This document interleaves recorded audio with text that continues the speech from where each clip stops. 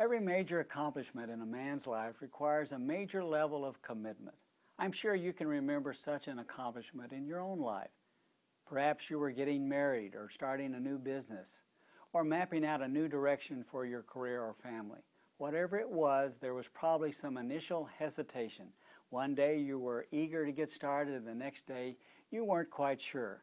But once you pushed through the doubts and accomplished your goals, all the long hours of effort were worth it. You experienced the satisfaction and joy of seeing the fruit of your labors. One man's life who exemplified this idea was King David. He exemplified this principle of commitment when he desired to buy land to build an altar to God. Because he was the king, the landowner wanted to give him the land. But David realized that the greater the commitment, the greater would be the blessing.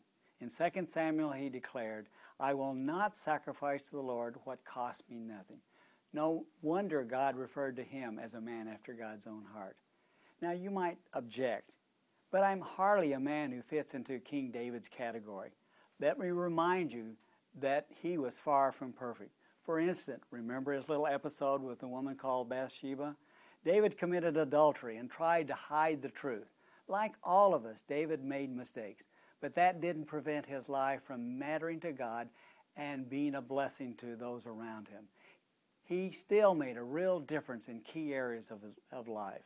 Likewise, I've had the great privilege of helping thousands of men follow David's example, to be a man after God's own heart.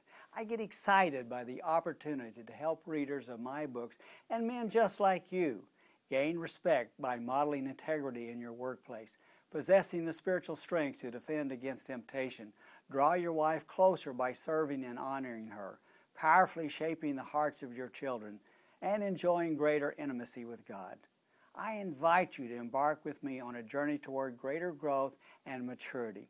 Join me in making giant strides in your own commitment to follow God and to do everything He wants you to do.